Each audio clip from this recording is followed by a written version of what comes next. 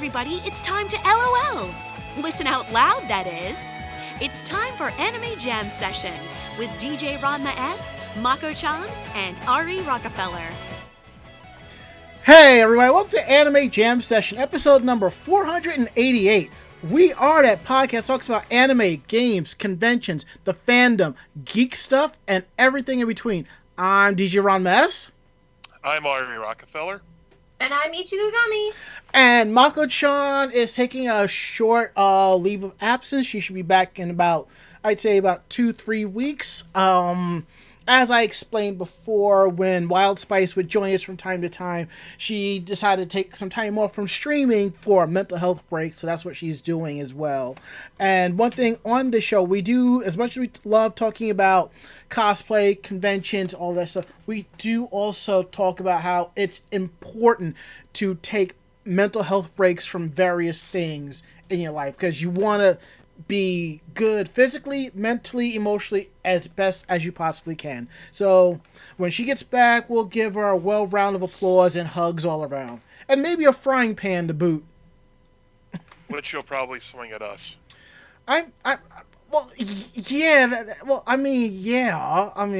Seriously. And then after that, she'll cook something in it just for her and walk away. Huh.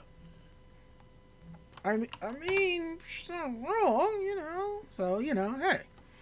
Anywho, how is everybody doing tonight? Doing okay.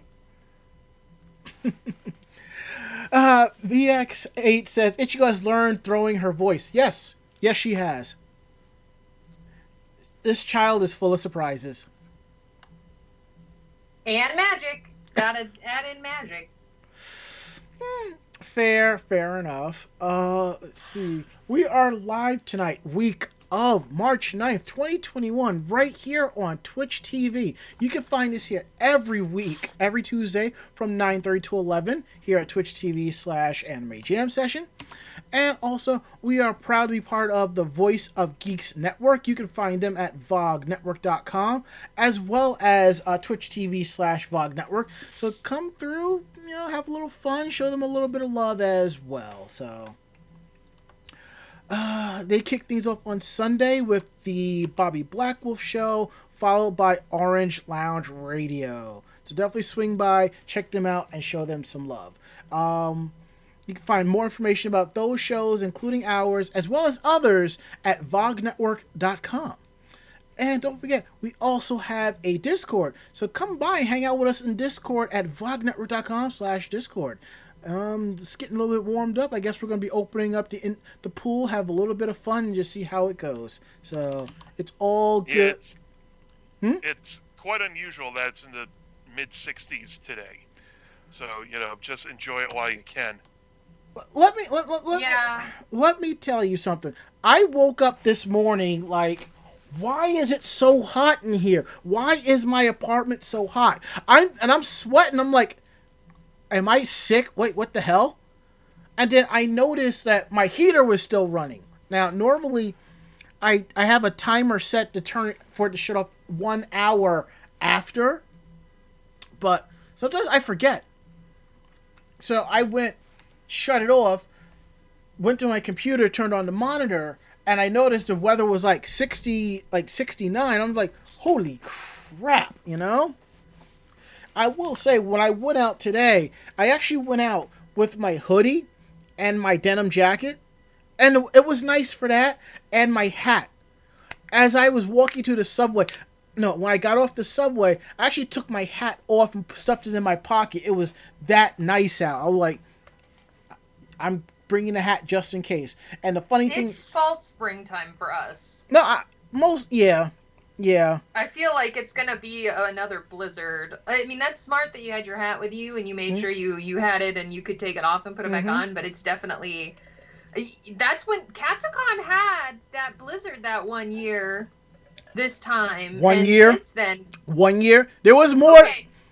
There was at least 3. There was 3. Okay, so that's what I was gonna say, like that 1 year. But then I know that we've had blizzards in this area, in the DC area. That's where I frequent, for our listeners. And it's been blizzardy. So I'm just like, ooh, fall, spring, here we go.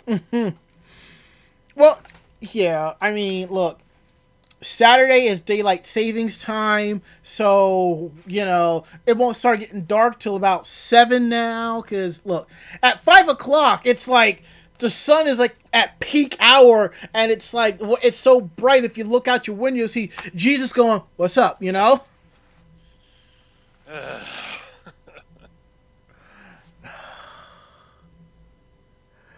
Anywho, let me adjust this. There we go. Anywho, we're gonna kick things off with how was your week? How was your day, Ari? This past few days have been really tiring, mostly because I was on the one shift at work. Mm-hmm. Which is going at 10 o'clock at night and then until 6 in the morning, which that was so much fun. I hate being on that shift because it completely jacks up my sleep schedule, and after I come home, I can only get like 3 or 4 hours of sleep, maybe. So it'd be like all throughout the day, just like randomly knocking off when I'm sitting down. It was not like these things are never fun. Mm-hmm. I mean, I totally get you. Like when I used to work at Starbucks, I think once or twice a week I'd have to do the overnight shift, and it just threw me for a loop, coming home, What else? But today was the last day of it for this work week, so it actually felt still I got Wednesday and Thursday off, but it feels like I had the additional day off this Tuesday because I couldn't sleep when I got home. I just know that when after the show I'm just gonna sleep like the dead. Yeah, I get that. And then next week, starting Monday, I have my vacation week.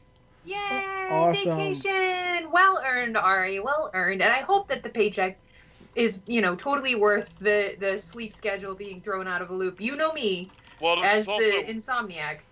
Well, it's also March, and since we get paid on Tuesdays, this happens to be a 3-check month for us, like Ooh, I've said. Yeah, I absolutely love those, It's like when you get paid weekly, it's like it's it's 5 check month, or if you buy week like every 2 weeks, it's like triple check month, I get that. I love that, Yeah, I forget what the other month will be, but what else?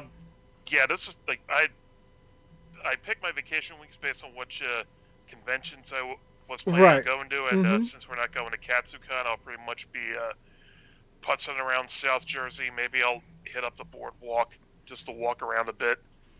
Yeah, I mean, I stopped down and hit Cape May Brewing Company because it's been a while since I've been there. You know what? It's kind of interesting you say that. I've seen a couple of people on my Facebook like mocking people for going on vacation and stuff like this is not the time for vacations and stuff like that. And I'm like, well, I get your point, but I just take these little days to clear my head and get away from this I feel like box I'm in. There's a double-edged sword to that too. Of like, I was about to get to that. Go ahead, Ron. No problem.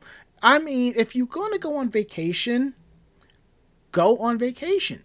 As long as you are practicing safe protocols while you're on vacation, then have at it. It's like when I went to South Carolina, what did I do for 4 days? I was playing my Switch on my friend's TV. What was she doing for 4 days? Playing World of Warcraft. We ate, hung out, watched TV, did some food shopping. That's it. Yeah, I could have done that at home, but it's at home. I was in South Carolina for 4 days, nice weather, couldn't complain. I mean, come on. That's a different story if you're doing that. And then you're like, oh, let me do the sightseeing touristy shit. I'm not doing that. Well, yeah, that stuff gets old anyway. Yeah. Oh, don't even get me started on the vaccine. But anyway, Ari, so you're gonna go check out the Cape May Brewing, and what else are you thinking of doing on your vacation? Well, I picked up GTA 5 recently for PS4, and it was a premium edition. I might have told it's a premium edition where has a lot more online, goodies for the various expansions that have come out. Mm-hmm. So what you're telling us is that we should prepare some internet bail money so that we can peel you out of GTA 5 prison. They're corrupt enough that I can just, Oh, you think you're... I like the GTA series. It's all good fun. I mean, good, inappropriate fun, but good fun. Yeah, maybe I'll get back into Destiny 2 as well. That's another game I haven't touched. I just find it kind of amusing that, it used to be like for every generation of games, of consoles, there was a GTA. Until you got the 5. GTA 5 on PlayStation 3 and Xbox 360. GTA 5, Xbox One and PlayStation 4. Now coming soon, GTA 5, PlayStation 5 and Xbox Series S and X. Talk about milking one game. I mean, I guess Take-Two and Rockstar says, well, if Capcom could do it with Street Fighter 2, why can't we with GTA 5? But yeah, most of the day, most of the vacation, I'll be spent relaxing and trying to decompress because I've been seriously ground down the past couple weeks. No, I totally get that. I totally do. That's why I got some tea here to help me relax, I hope. Tea is a good thing. What flavor tea, Ari? It's Twinings herbal tea. But I was hoping I could... Freaking tag fell in the cup. I know one of our associates works at a tea place, so I'm hoping to get some really high-quality stuff, like make a passion dragon fruit blend that I know I'll like. That's one thing. Sounds good. That's all for me for now. All right. Ichigo, how was your week? How was your day? It's been pretty okay. I've gotten a lot more commissions, which is really exciting for me. I love it when I can make clothing that makes people smile and feel more themselves and tailors to them and their tastes and everything. So that's been a lot of fun. We came back today working on a sweater because sweater weather is still going to be here for quite a few weeks. We will be dealing with the 60s, lower 70s for the next month or two. In April, it gets a little rainy. It's a little colder. But the funny thing about that is, even though we're having sweater weather here, this sweater is going to go out to California. I mean, there are parts of California that is a little cold, Yeah, there are still a little few in the mountains and the way, north. But yeah, so I'm getting prepared for that. And then we also just have some other projects coming up. And in general, it's just been kind of a quiet set of weeks. And of course, just like fighting with sewing machines that don't want to participate in the function of being a sewing machine, which is super great. But yeah, so Bob is saying that it's actually cold right now in Cali. I'm not surprised by that at all. I have a lot of family from the north, so like Brownsville in the mountains and over in Sacramento and in those kind of areas. So like I'm used to cold California, but I know that is not what people think of when they think of California. So since my sister's over there, that's who this commission is for. If you're up in the north or up in the mountains, and it's still chilly. But yeah, I'm excited. Things are going well. It seems like everybody's getting ramped up to put on their 9s and everything like that. And of course, out here they've gone to the second series of vaccines, so I'm hoping they'll go into the general pop soon. So I will get my vaccine when my husband can, and he's kind of Gen Pop, so I have to kind of wait. But in general, that's pretty much the weekend day for me. I will have to say, lucky you. But so my weekend day is me basically deciding that I should go and get my shot. As I mentioned before, I didn't want to because I felt that I am healthy, that somebody who is not as healthy as me, should go. But, given that it's so many available, I'm like, you know what? Why not? If my friends who are in healthcare are saying, it's okay to jump. You're not really jumping the line. There's plenty for everyone. All right, so I'll go do it. Hey, I'll do it. But unfortunately, I cannot go and get a vaccine because there's no appointments available. And and what's interesting is that there were appointments available in Queens, but since I live in Brooklyn, I can't take the F train over to get a vaccination shot because I'm not a resident. I'm not a resident of Queens. Ain't that a bitch? Yeah, but you're from Brooklyn, so would you really want to be? Dude, it wouldn't matter to me because I was going to... given how long the lines were and everything, I went out and bought another case for my Switch, a thin one, to have so I could play my Switch on the train while I'm waiting and coming back. So I didn't care if it was going to be an all-day trip.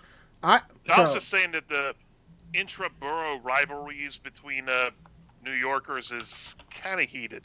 Not necessarily. I mean, there is rivalry, but it's exaggerated. Yeah, but we all in agreement that Staten Island ain't shit, so you know. And yet New York was so eager to take it from New Jersey way back when. We're at the point where you can fucking have it. If only it were that simple. I know, right?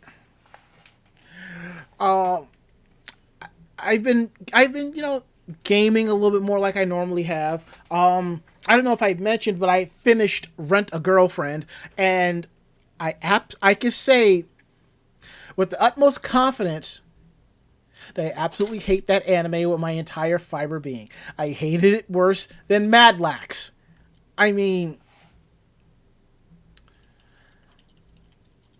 yeah, I understand hate is a strong word, but yet I actually watched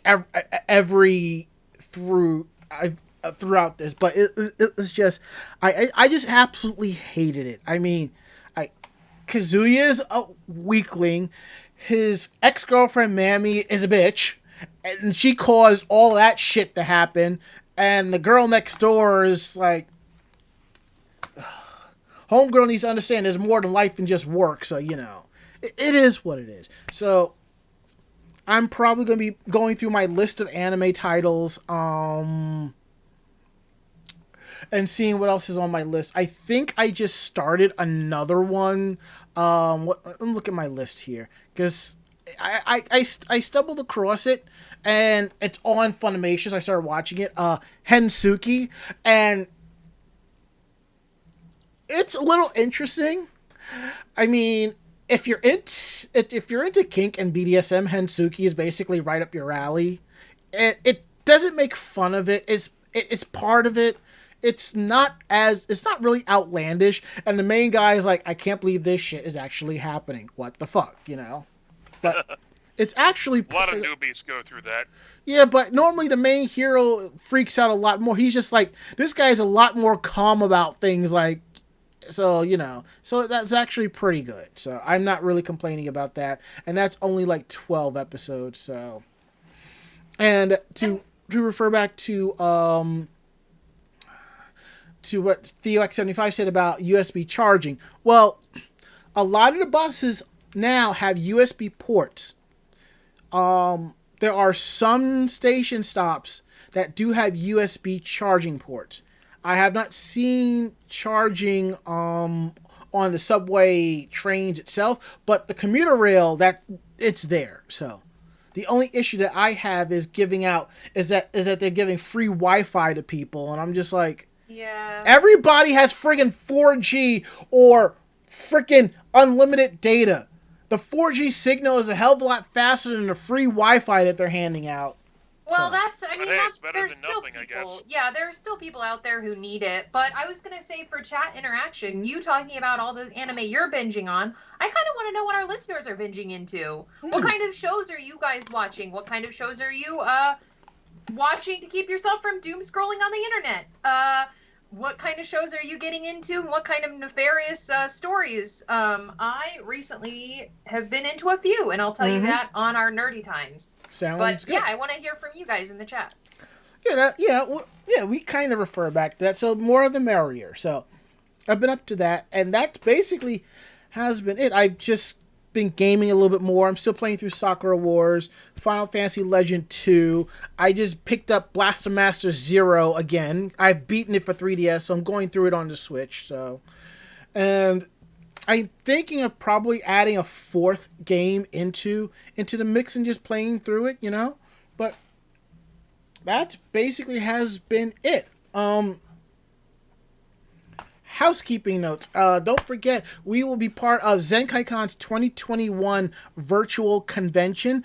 We'll be live not just on our Twitch channel, but we'll be live on their Twitch channel as well. So, I believe for them it's Twitch TV/ZenkaiCon. So we'll be there Sunday at 3 p.m. It'll most likely be me, Ari, Mako. I'll be there. Oh, you're gonna make it?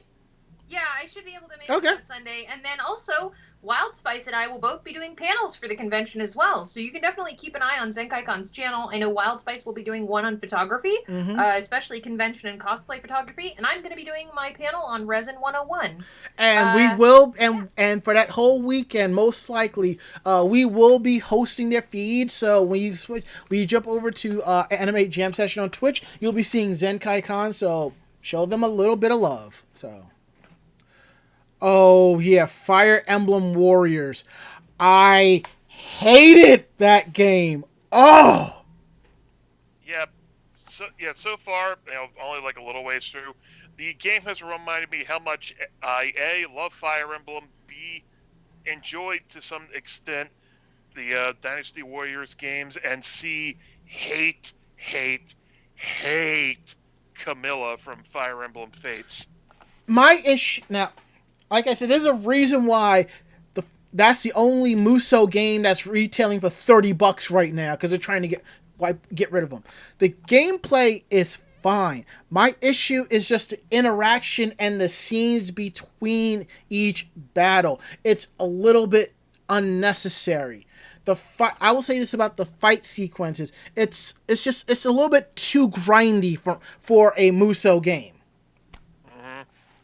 Oh yeah, I started back into playing Hyrule Warriors Age of Calamity, so you know.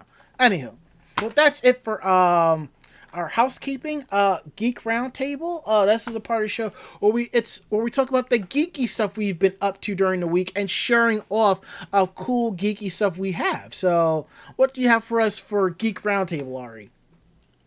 Pardon me. You good? This time it's more Magic stuff. For those of you who play Magic and heard of the Secret Lair series, it's a limited time run of special Magic cards, usually reprints of older stuff or with a new art based on a theme. Like they've done stuff for Children's Day recently. They've also done stuff that features African-inspired locales and artists, etc. So the latter of that is really good. But they've also had some issues with it because they made cards based on the Walking Dead IP, and not only will they A, never be reprinted, and B, they're also and black borders, which in a normal game it has to be black or white borders to be playable. Right. So they'll make things like gray border, like the joke sets will be gray bordered and stuff like that, but. This is a lot simpler than the other stuff I got, and this is my first time opening it. I've actually had the box for a little while now, but I was really excited about this because they're just the basic lands, the most commonest cards in the series. But hang on, let me make sure. Let me look at the Skype window, make sure I'm pointing at it. Take a look at who the artist is on this one. I can't really see. Unfortunately, it's not coming out clear for us, so just read it. If you read it off, I will paste it in the chat. Yeah, it's called Happy Little Gathering. It's Bob Ross's paintings made into okay. Oh my gosh, that's so wholesome. It makes me want to get back into Magic, and then I remember selling cards to a bunch of nasty, toxic people. Yeah, Mm. but yeah, like, you know, throughout the game's like 25 plus years old, and they've had really some really like really good artists, you know, do the lands and stuff. You know, Yeah. lands especially like the recurring ones. Like John Avon's a really big one. It's my personal favorite. But like I know like this definitely cropped up because people like, wow, like this will make this is like great card like artwork. And among the set of 2 of each land, there's also hang on. This will make a whole bunch of glare itself, but it's in the plastic by itself, so it might, you know, bend it. But this one actually has a quote from the man himself on it, the flavor text. We don't make mistakes, just happy little accidents. I love that. Oh, that's so wholesome. Yeah, whoop. Almost knocked him behind my fucking computer. No. Careful. Yeah, but basically what they said was when they were going through the Bob Ross catalog, they had the easiest time making like the mountains and the forests, you know, picking ones for that, obviously. Mm-hmm. But the plains were the most difficult ones. They end up zooming in on sections of different works. But yeah, it's, you know, this is like $30 for the level I purchased, and it's pretty much just gamer. It's just a magic bling, you know, like people who use like foil cards or you know, stuff with like special artwork and whatnot. Yeah. So if and when I add them to any one of my decks, because I have to like retool everything, it'll find a place in there. Oh, Okay. that's awesome. Pretty cool.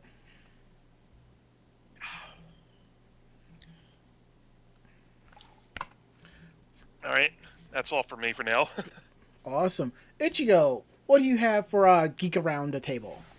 Well, if any of you were into regular show and that was spamming your Cartoon Network feeds, there is a show by Quintel again called Close Enough, which is actually pretty darn hilarious. It's on HBO Max, and it is in the same animation style. And it is very like relatable humor. Right. But there is a lot of surrealism in it as well, which is very popular with the like regular show kind of vibes. I've fallen back in love with Courage the Cowardly Dog. If anybody loved that show when it first happened. You and Mako-chan. I freaking love Courage the Cowardly Dog. I miss it to death. So I've been rewatching that as well. If you're really into horror, and I do stress really into it because this series can get a little crazy, 2-sentence horror stories, also a winner chicken dinner. And so I think that one was on Netflix, but it's called 2-sentence horror stories. So if you're looking for something to chill your spines or just straight rip them out of your body, that's the show for you. I think the first one I heard when I was introduced to that was The Last Man on Earth Sat Alone in a Room. There was a knock on the door. Yeah. And it's just really cool. Like, they actually do a good job of representing them. And they don't just do, like, American horror. They also dipped into Taiwanese horror. They dipped into Japanese horror. And they actually represented the horror of those cultures really, really well. There was one, I can't remember, there was one that they actually did in a culture where they actually use the language and stuff, and they actually went on to the horror of like overworking yourself and how you can like work yourself to death, and it was included in like something like I worked myself to death, but I didn't notice until I was killing myself, you know, and it was like really weird and kooky and scary and crazy. Vine, the chat is saying, oh my gosh, I prefer my spine inside me and warm, thanks. But yeah, so yes, and then of course, if you love the Midnight Society, Nickelodeon has brought that back. So if you're into like, Are You Afraid of the Dark? Convene the Midnight Society, yes, Are You Afraid of the Dark? Has come back. So I've been very, very happy and excited with my television viewing as of late. Yay. And of course, I'm trying to think of favorite, Are You Afraid of the Dark tale? Oh gosh, there's so many. I love like R.L. Stine. That was my I was that library kid. I was the person who like weird, edgy. Look, I'm so edgy. I'm not like other girls. But like I hung out in the library a lot, and so R.L. Stine was one of my dudes that I read, and Roald Dahl, man, Charlie and the Chocolate Factory, get it. But yeah, no, R.L. Stine and Are You Afraid of the Dark? Like I loved all of that. See, for me, it was always about the Choose Your Own Adventure books. Those were good too. Those were good too. But like I didn't get into those until I was a little older. I had one, maybe two of those. What were your favorite ones, Ari? I see you mentioning in the chat. Favorite one of what? Of the Are You Afraid of the Dark? The one with the pinball machine where the kid plays it like his whole shift at well past the time the arcade closes, and then at the end he realizes he's in the machine itself, so he gets to be a target for a giant pinball. And the other one was the one with the killer clown. Oh gosh, killer clowns, man, they can do it well. I think it was Zebo or the clown. bad. I know JonTron had reviewed it. It was the one where a clown stole a payroll, accidentally burned down the tent and died and haunted the place. Yeah, I mean, honestly, for a kid's show, like, Are You Afraid of the Dark? And some of those got fucked up. They were scary. Like, they were legitimately scary when you're a teenager. And even now, like, I've gone back and watched a few where the special effects... I've been a haunter in haunted houses. Yeah. I've done a lot of scary things. I've done special effects and stuff. And some of the older ones, man, even though they were done with practical application effects, they were, like, chef's kiss. Like, they were great. And they still aged The haunted cab driver where the two brothers are lost in the woods. The one who was obsessed with riddles. Yes. It turns out he was dead. Yep. There were so many twists. Anyway, I don't want to carry this off.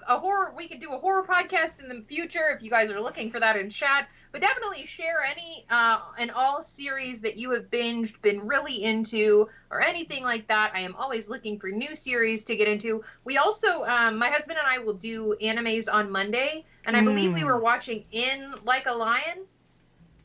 Or March Comes In Like a Lion. I think I've heard of that one. And it's a really cute one. Like, it's a really wholesome, sweet one, and I've enjoyed it so far. Sounds good.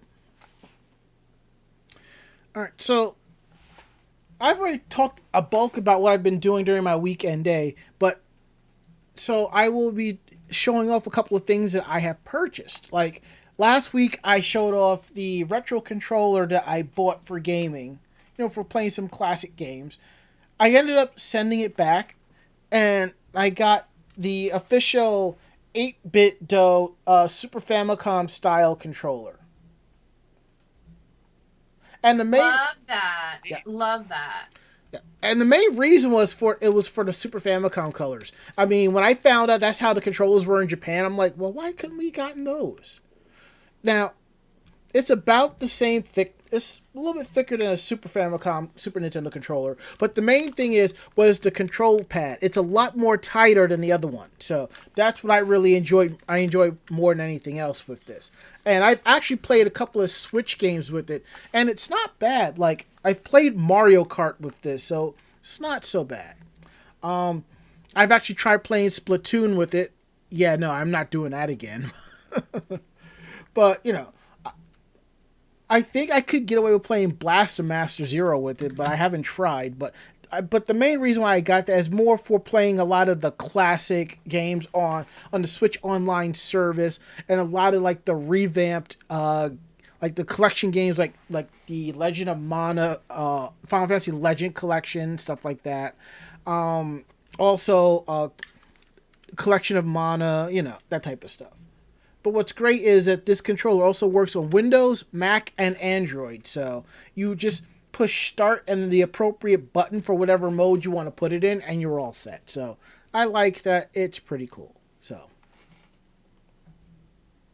also, if you haven't noticed, I actually went out and I actually got replacement cushions for my headset, because I don't know if you could tell that like the original cushions I had on here, the leather on it was crackling, so it was probably pleather, give or take, like that. And I'm just like, I'll get around to it. So I found a replacement set on sale for about $12. So these are not the official V-Moda cushions. These are just a third-party knockoff. And I realized that I don't take this headset out. I have another pair that I go outside with. I'm just using these. So I'm going to give y'all some advice. If you have a headset where you can buy replacement cushions and you wear that headset a lot, I would recommend when you replace the cushions that you wipe down the outside areas where the cushions were with rubbing alcohol. And I say that because when I took them off, first thing first, they fell apart while I was taking them off, But when I got the back plate off, yeah, I did not realize how dirty my ears were until I pulled the cushions off. I was like, oh, good Lord. So I spent a good 20 minutes, with compressed air, Q-tips, and rubbing alcohol, cleaning the inside of these headsets to make sure everything was fine.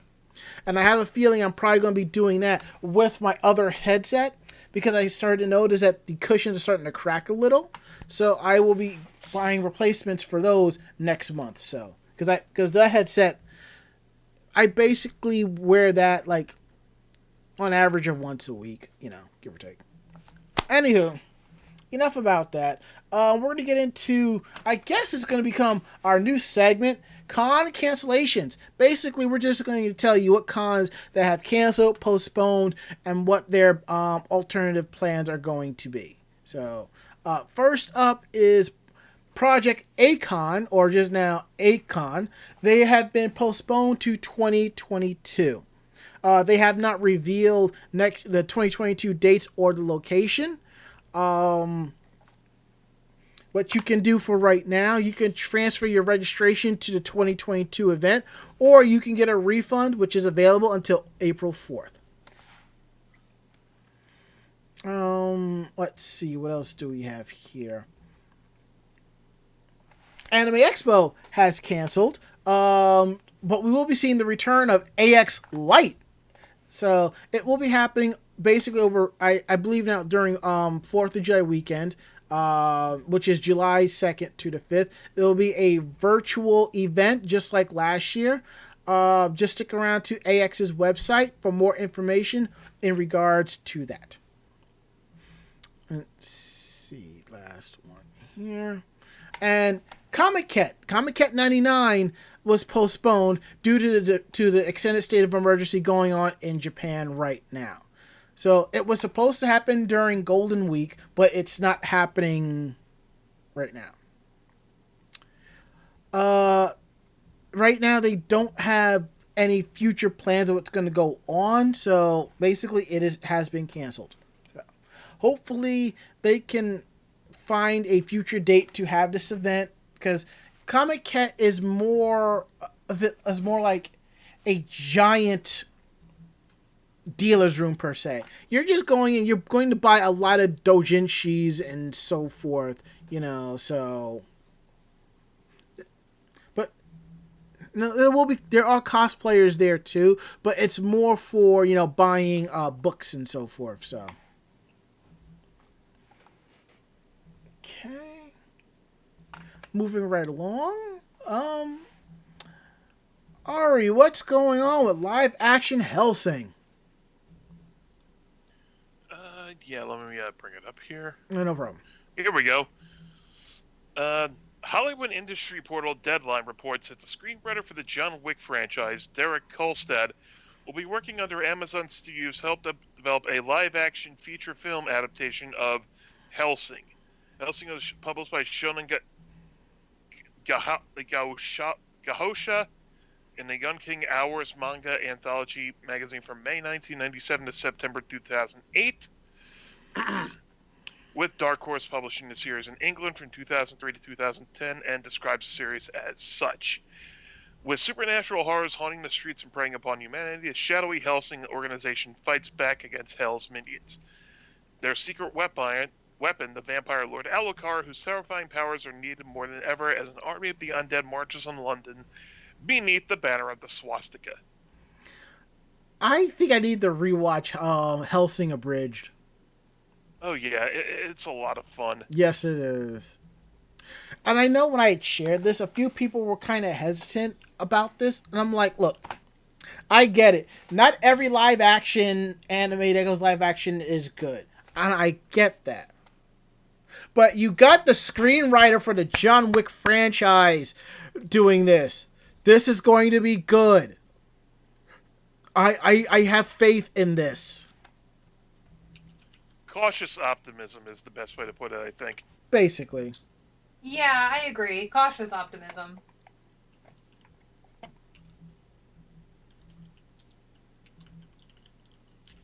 Yeah, because there are. But it's. Oh, go ahead. Yeah, because I'm looking at the comments. There are people that are like, no.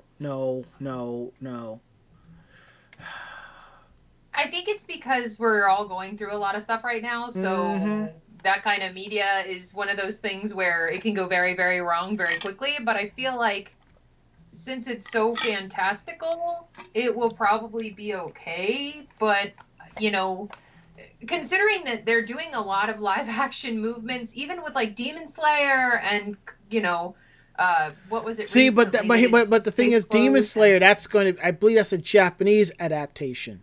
Yeah.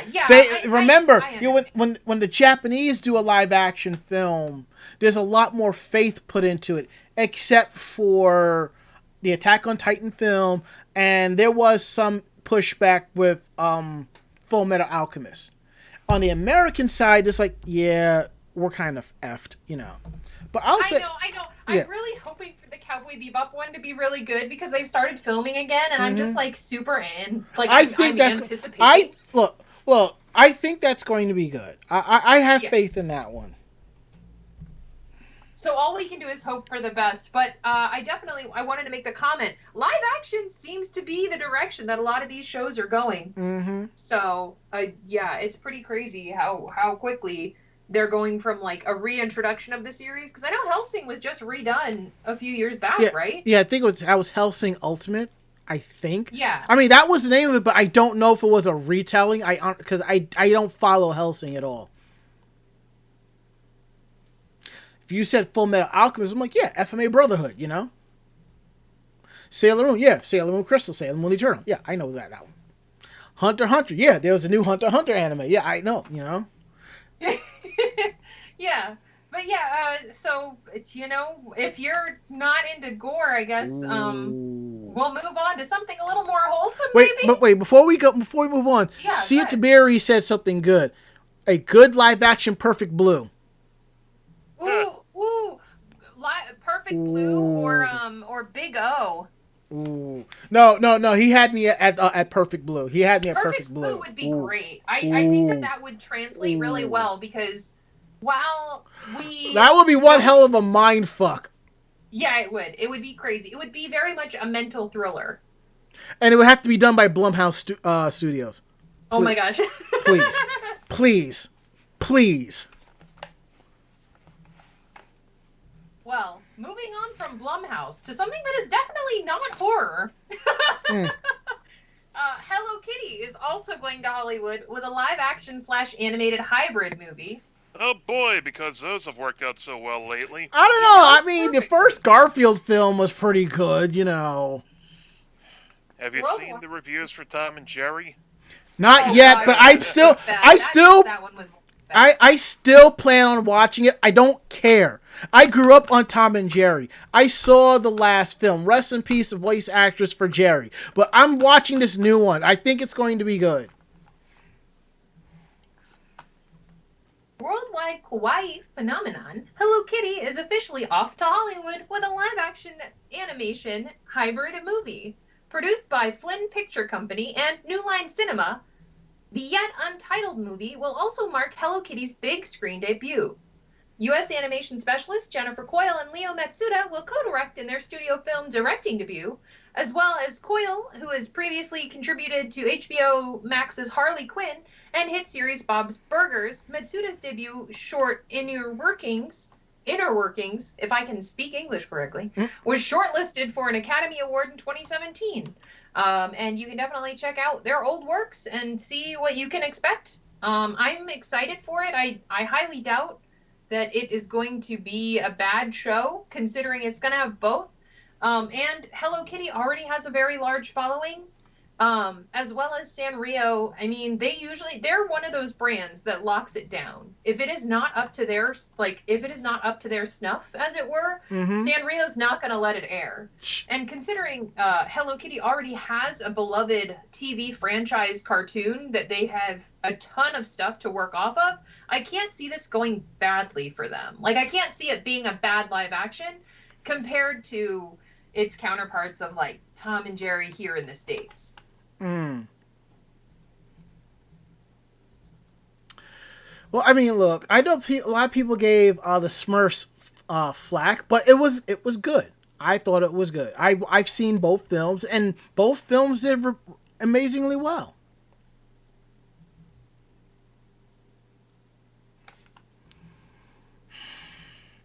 I mean, but then again, how do you screw up a live-action hybrid Hello Kitty film? I mean, how?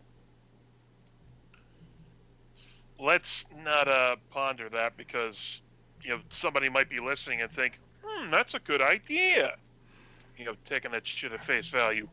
Flips through books of internet rules. Like, literally, it's literally just depending on the day and depending on who you put in charge of it. But they seem like they've got very capable staff members, so I'm very excited to see it. Yeah, that's the last thing we need. Hello Kitty reading the rules of the internet. I mean, Rule 34. If it exists, there... Just so you know, there already is. I've not seen it, but I'm just saying most likely there already is, so... No, I know that. I'm just...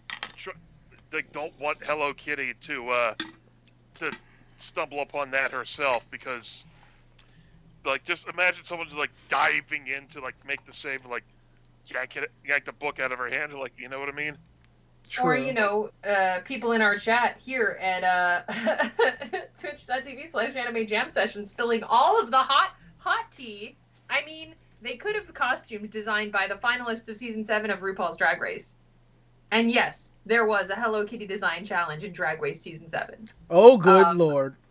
There was, obviously, and of course, they do have amazing drag queens that came from that show, like Kimchi and things like that. But yeah,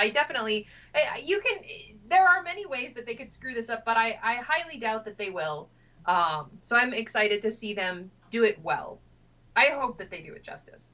I think it will be good, And besides, if it's not, the fans will let them know. Case in point, Sonic the Hedgehog. Oh yeah. Oh yeah. Okay, moving right along, we have a bit of idol news. Okay. Looks like Love Live star Rio Ida is joining the cast of Prepara as a new idol. And that sounds pretty interesting. And the name... I almost read that as Para. I can see that. And the name of the anime, I believe, is called Idol Land Prepara. I don't know much about idol animes outside of Love Live, Bang Dream, D4DJ. I know a little bit about AKB0048. I know a little something about Idol Master, which is sort of like an idol equivalent of Precure with all the different shows and all that craziness. So, and Bob Coffey is letting us know, for those as a refresher, Rio Ida is Rin from the original Love Live series. Thank you for that, because I'm like, I know that name from somewhere. My memory retention is kind of meh at best, so So she is voicing a new character on Idol Land Prepara, and the character's name is Amari Katasumi. Amari's reveal follows in the footsteps of the previous characters, shining out a previously obscured visual. Fair enough, And she looks feisty. Look like she came to wreck. She came to wreck the house, basically. From looking at this. For those of you who don't know, Rio Ida has also voiced Hijiri and Furikuri Alternative, and Persephone the second and drop kick on my devil. Just out of curiosity, did anybody watch Footy Cootie Alternative or Footy Cootie Progressive? I watched like a little bit of it, but I couldn't get into it. I'm gonna try and watch it again now that I have a little more time. But it's definitely a show that I liked the first one. I liked Footy Cootie, so I don't know. I think I went into it expecting more nostalgia, and I didn't get that nostalgia. And we have in our chat, I watched all of one and half of the other. That's very much how I felt about Progressive. Yeah. You know, it was nice to see the series come back, but I don't know what I expected. And I'm going to post a picture here so you can take a look. Not bad. She does look hella fierce.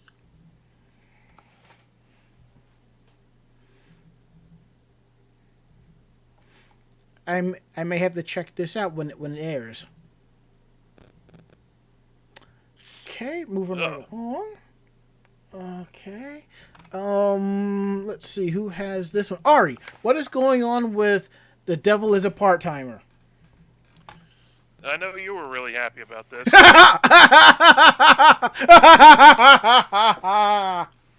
So yeah, The Devil is a Part-Timer will be getting a second TV anime season in celebration of the novel's 10th anniversary, which is written by Satoshi Wakahara and illustrated by 029. The first season of the show aired from April 4, 2013 through June 27, 2013. The first trailer, key visual, and confirmation of returning cast were revealed, giving us the first taste of what the new season will be serving up. Artwork does look pretty decent so far. White Fox animated the first season in 2013 under the direction of Naoto Hosoda, though the staff of the second season has not been revealed, though there is clearly a difference in art style between the first and second seasons. It's probably two different studios. Foiled by a hero when he's inches away from conquering the world, the Devil finds himself in modern-day Tokyo. With no real-world skills to speak of, the Devil is forced to make ends meet by flipping burgers at a fast food joint. To stall any further plans of world domination, the hero tracks the Devil's trail and takes on the lowly tasks of a telemarketer. Yeesh. Which one of those jobs is worse? You know, I'd rather take my chances flipping burgers. Until some entitled-ass Karen starts screaming about wanting to see a manager and tries to jump the counter. And I will flip a burger right in her face. And by flip, I mean I'll flip it up in the air and spin around and smack it right in her face. Fun stuff.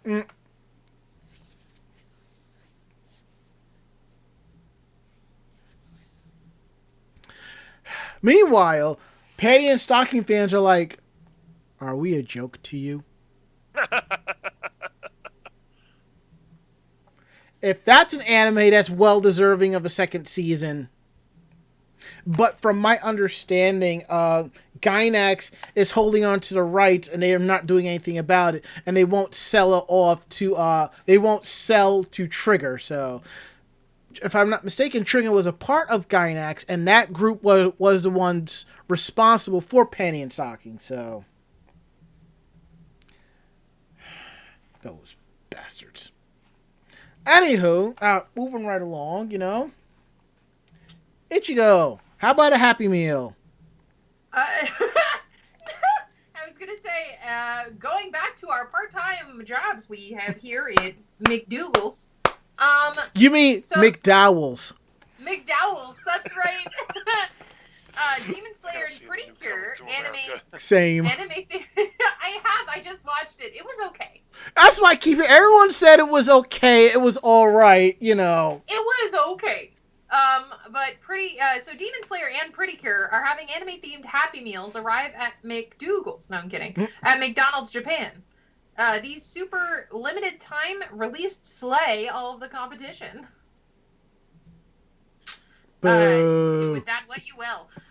Manga and anime series Demon Slayer Kimetsu no Yaiba has achieved staggering cult-like levels of Scientology popularity in Japan. Its October 2020 theatrical sequel film, Demon Slayer the Movie, Mugen Train, is also now officially the highest grossing film to Japanese box office history, even beating out Studio Ghibli's favorited Spirited Away. Whenever a series has such pervasive influence on society, you know it's destined to become the Hokage. Never mind. A targeted marketing campaign selling in fast food restaurants everywhere. Case in point, on March 5th, McDonald's Japan unveiled Demon Slayer themed Happy Meals, also known as Happy Sets in Japanese, at locations throughout the country. The chain also released Happy Meals based on the newest Pretty Cure anime, Tropical Rouge Pretty Cure. At the same time, for those feelings in a bit more magical girl mood. These meal sets will only be around for 2 weeks, so they're wrapping up pretty quickly and are a cheap way to grab some goodies from your favorite franchise. I believe I shared in the chat, but if I forgot, which I did, you can look at the cute little toys on the article here at our twitch.tv/Anime Jam Session channel. The Demon Slayer Happy Meals also feature 3 types of stickers with 5 variations with a total of 15 unique stickers. So there's 3 types of stickers on each card. And there are character stickers, message stickers, so they look kind of like a manga cutout where there is a character and a message. And limited edition staff stickers, where the characters are dressed up in the role of a worker at the fast food establishment. Meanwhile, the Pretty Cure Happy Meals feature 5 unique coloring books based on the 5 main characters of the Tropical Rouge anime series. To top it off, both types of Happy Meals come with an inclusion of a previously released toy from their respective franchise. And if you haven't heard, McDonald's Japan recently revamped their Happy Meal food menu to be more nutritionally sound, and their prizes to include more educational options. You can definitely check out the other articles and read about it there. But yeah, it looks like the toys are pretty adorable and cute, and I like the fact that they have coloring pages. And I will not doubt that there will be some cosplayers when we come back cosplaying those versions of the characters. That actually reminds me, I mean, I actually have sitting like on my shelf, right on my shelf here. I think these are both from the set. Twilight Sparkle and Princess Twilight Sparkle from MLP Happy Meal kit, Happy Meals that I basically traveled through multiple McDonald's to get. I think I have a set for myself somewhere in my closet there, and I just had extras. So I just put them on display here, and I just remember mentioning back like the early days of like Facebook saying, yeah, I'm going to McDonald's. I'm taking orders. Does anybody want any of these figures, you know? And thankfully, you can buy the toys separately. So there I am going from McDonald's to McDonald's to McDonald's to buying these toys. I'm like, I have no fucking shame in my game. I'm just buying them. I'm not flipping out if I can't get them. If I can't get it, I'll just go to the next store. You know, it is what it is. And then packing them up in boxes, and after getting paid for it and just shipping them out to people that wanted them. So, you know, plus it gave me something to do. So. Well, at least you were like reasonable about it. There are still the biggest reason they've changed a lot of those rules now is because of the whole Pokemon thing. So thankfully, I hope that maybe they'll go back. I have an issue. Yeah, I have an issue with that, and it's the same issue with the bronies. I mean, these toys are not for us; they are for the kids, and that's the way it should be. But that's still not going to stop people from snatching them up and flipping them because for tons of money. Look, when MLP came out, I don't think they realized there'd be grown ass adults watching and enjoying the show. Okay, so you know, basically, even though the toys were aimed at young kids, the toys ended up being everybody was buying them. Basically, Pokemon, same thing. These Pokemon Happy Meals are out, you know, for the younger kids, but the older fans that played, you know, they're like, oh, this takes me back. So they're buying them all up, not allowing the kids, you know, the young kids to have them and have fun. You know, I mean, come on, don't gatekeep.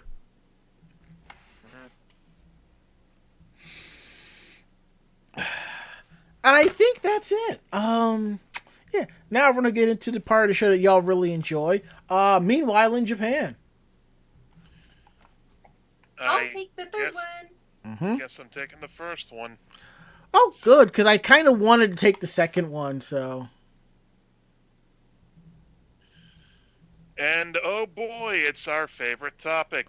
Revisited. I didn't think... This is like the third time we've discussed this. And the 2 times we've seen it so far, we were both driven to madness. Yeah. I was literally pointing and laughing at how bad these things got and how badly you broke, but let's see how this plays out. Okay, let's go. Who actually writes Japan's Letters from Little Sister and Schoolgirl Love Letter Capsule Toys? The bar for strangeness is pretty high in the world of Japan's capsule toys. After all, right now you can find machines selling such honest figures of gorillas wearing Rendosaru backpacks or Shiba dogs with their heads bursting out of woodblock artwork. But even by Gacha's toy standards, manufacturer Capsule Corporation's, not the DVC one, Imoto Kara no Tegami line is pretty out there since it's, letters from Little Sister. And each capsule includes a letter filled with deep stilling devotion to and or frightening possessiveness of Big Brother. Like in the letter it says, "Who was that girl I saw you with? Oni-chan, kill." What did, That's just wow.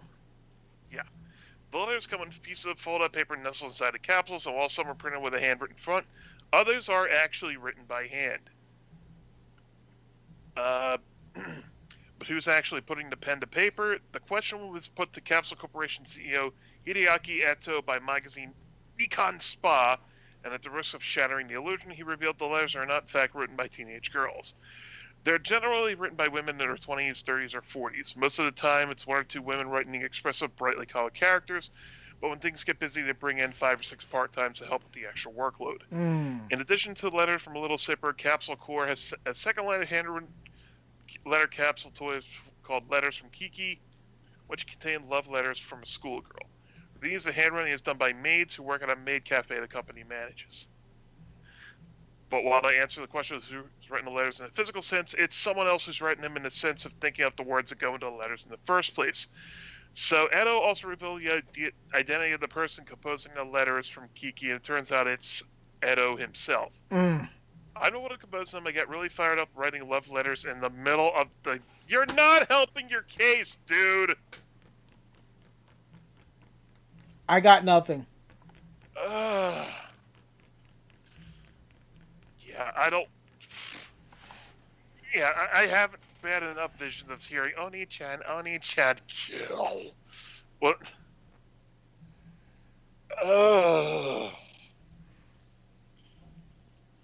Okay, like the third part of many trilogies, this brain break wasn't nearly as satisfying or entertaining as the other 2. Fair. Yeah.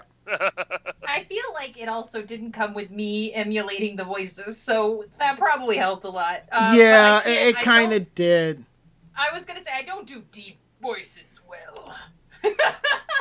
No, and I sound like Ray Romano on a handful of Quaaludes as it is, so... When Ichigo does a deep voice, one thing comes to mind. Whatever she just ate must have been damn good. I do have a voice modulator, but I don't have enough time to set it up, so you'll just have to imagine me doing a scary deep voice. That's on you guys. Shit. Okay, alright. Our next story is about a mom of a Japanese gamer whose son has... No. Mom of Japanese gamer son who has sniper persist criticism of his Apex Legends habit. Oh, wow. There you are trying to be the best in the game. Your mom is coming by and just being like, in the nicest of ways, you suck.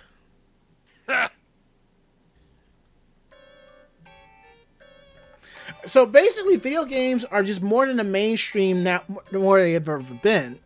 Gaming is still a hobby with a pretty stark generational divide in many households, and some parents don't appreciate how much time their kids spend with a controller in their hands. So it might not be that much of a surprise when Kengo Matsumoto's mom saw him indulging in an extended play session of Apex Legends, and she had some words to say. And she was just watching him play, and one thing she pointed out and said, look, you keep jumping out right in front of your opponents, and that's why you keep losing. Wow.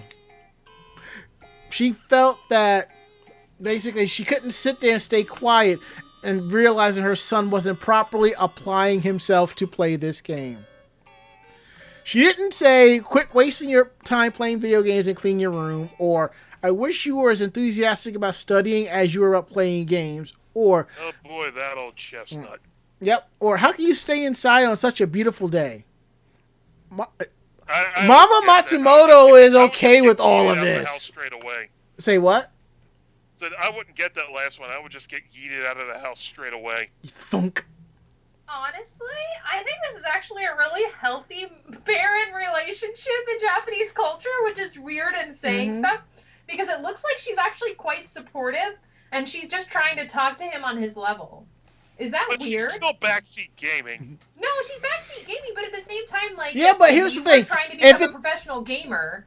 If it's your mom was just like, you're so great, oh my god, you're gonna be great. Like, you at some point would, people go, oh, my parent says that, like, it doesn't even matter. But when your parent's like, you suck and you should get better. See, my thing is, if it's your mom, no noob. If it's your mom telling you to, if your mom is pointing out your fallacies in the game, telling you to get good, is it really backseat gaming? Is it though? And honestly, at this point, she was probably raised with Nintendo, so like, yes. Step back, youngins. Yeah, it's like that. Your skull is thicker than this Nintendo Entertainment System, and this thing can survive being dropped out of low orbit from space. But I do like the comments in this article, Ranma. You want to go over those? Hold on. I'm suddenly reminded of the Bane meme that went, about wireless controllers. Like, you adopted the wireless controllers where we were born into it or something like that. I wish I could... I did not know dial-up until I was already a man. Yeah, I wish I could find that meme because that is so relevant right now. So, basically... He basically said on Twitter that she was totally correct and it made me reflect on my actions. But he asked her, how do you understand? Wait, you understand how this game is played? And she just simply said, I understand you keep getting killed right away. Wow, And netizens had some things to say like, that's one tough mama. Nice coaching there. Did your mom used to be in the Japan Self-Defense Forces? Mom's advice, an ounce of cover is worth a pound of healing. A few fellow gamers also chimed in with stories of their own family members' analysis of their strategical shortcomings.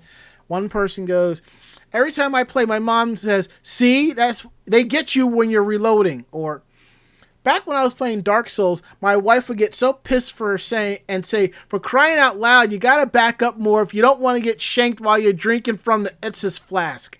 Wow. And Dark Souls is a tough game. I have it on, I believe, for PlayStation 4. Hey, I found those Bane memes you were looking for. Alright, great. I might have to post one in the chat. While gaming is Matsumoto's hobby, he is a professional manga artist by trade and currently writing and drawing Totosai Kita Yome ga Aiso Warai Bakari Shite, which translates to My Wife Always Makes Herself Smile, which you can actually get on Amazon, which is kind of cool. No word on whether Matsumoto's mom also gives him advice while he's drawing. No. Yep, that was it. Yeah, thank you, Ari. Thank you very much. Let's see, copy image address. I gotta drop this in, so.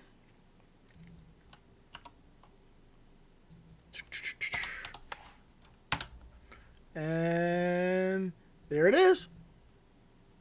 You merely adopted gaming. I was born into it, molded by it. I didn't see a wireless controller until I was already a man. Yes, there you go.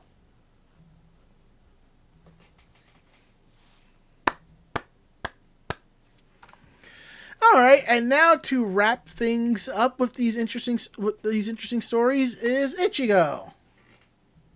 And I do want to do my Bane impression for you guys. Do it. Because I've actually been told. Can you put the meme back up really quick? I just need something to read from. Done. Because my husband and I practice. Oh, okay. You merely adopted gaming. I was born into it, molded by it. I didn't see a wireless controller until I was already a man. Yeah. You sound like Luna from the Deke dub of Sailor Moon trying to be Bane. Say what?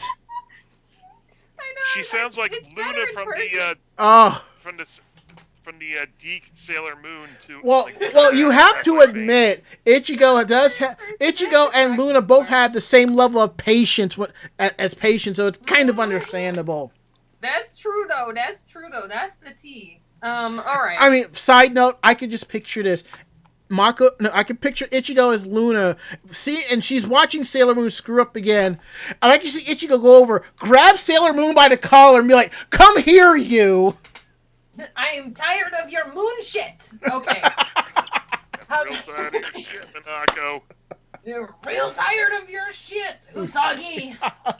I am the Luna that smokes a pack and then tells her what's what. So moving on. Naomi Watanabe is moving to the U.S., switching base of operations to outside Japan. Multifaceted entertainer says she's been preparing to transition for years. In Japan, when a celebrity steps away from intensive activity in the entertainment industry, they're often described as graduating.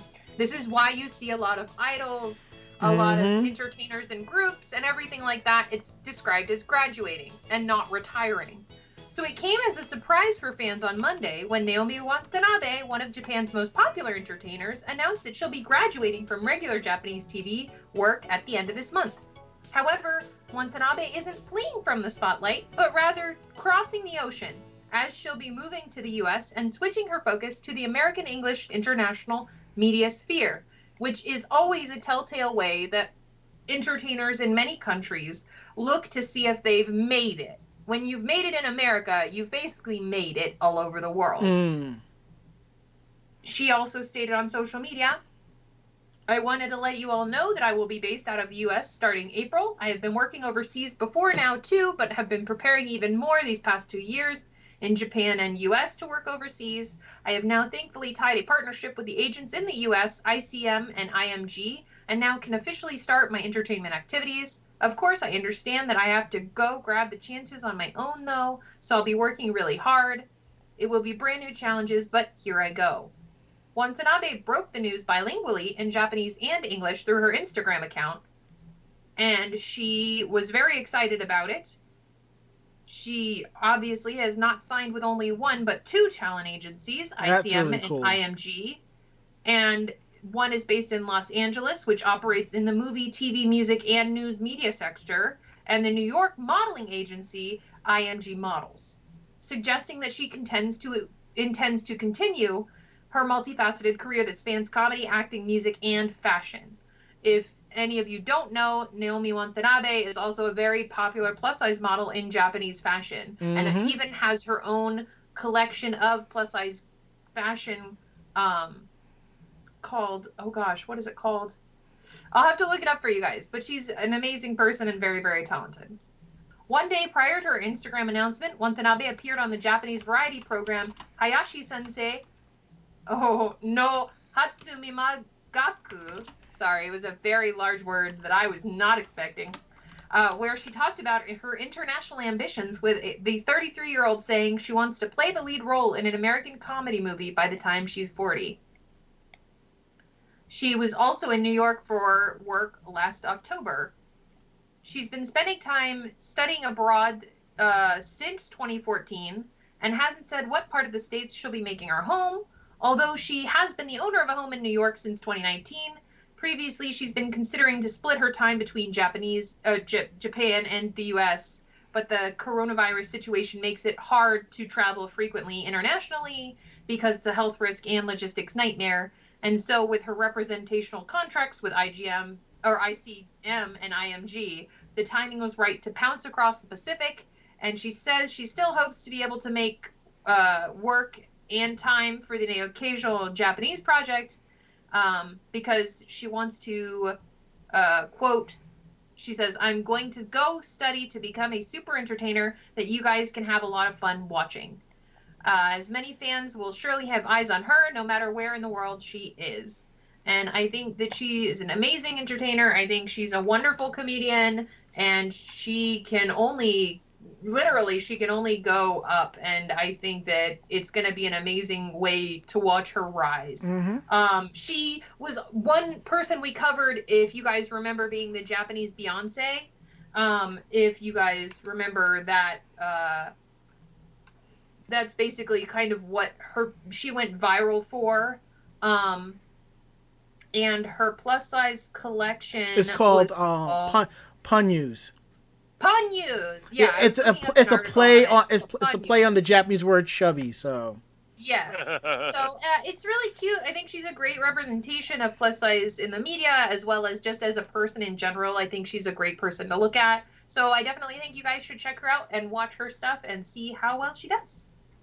I think that's really cool.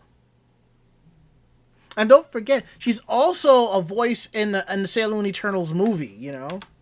I just don't remember which character, because I know we talked about this a few weeks ago. Let me take a look here. I found a link here. Yeah, she's Zirconia. And I think that's pretty cool. I could see her voicing Nehelenia.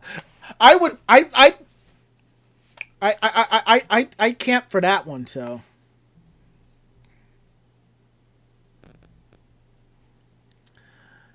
Anywho, I think it's time for us to go ahead and wrap up the show, because I think we did good tonight. Mm-hmm.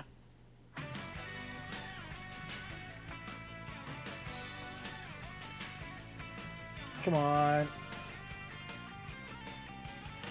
There we go. There we go. So if you like the show, tell a friend. They in turn will tell another friend, and so on and so forth. We're independent bloggers, independent podcasters. We do this for the fun of it. So if you have any questions about the show, drop us a line at podcast@animejamsession.com.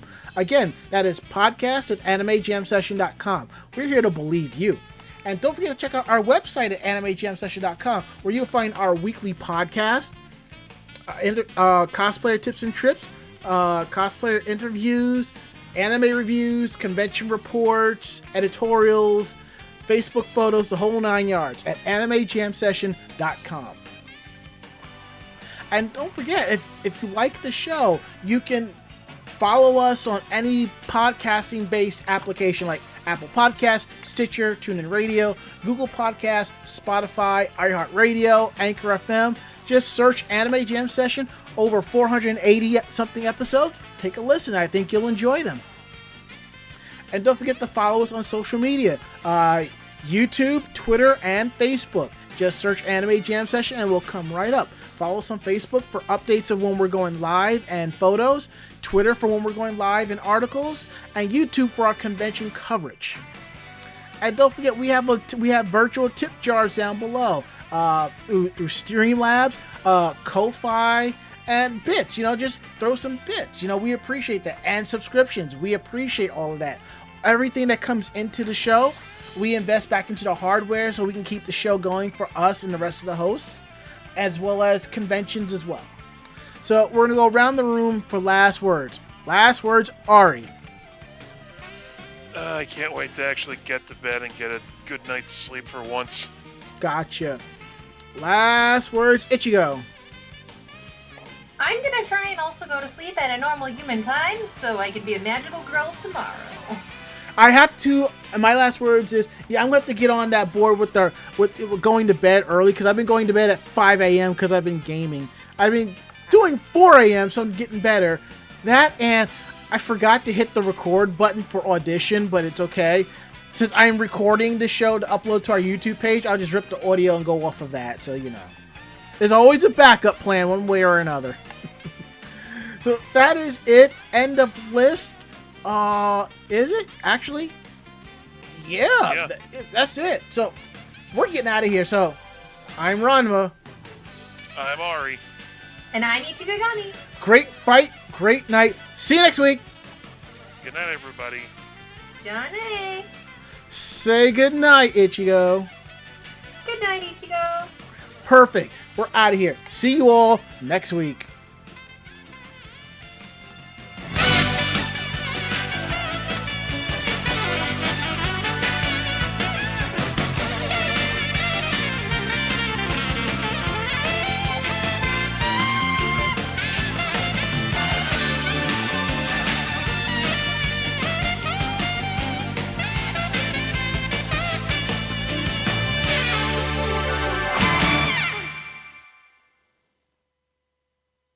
This podcast has been a production of Anime Jam Session and AJS Productions.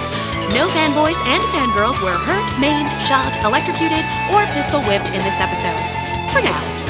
The views, opinions, and thoughts expressed on the show do not reflect the staff or the network as a whole. But we're still right, damn it! For transcripts of this episode, start typing. Check us out at animejamsession.com and vognetwork.com for more information about us and other programming. Jamatane!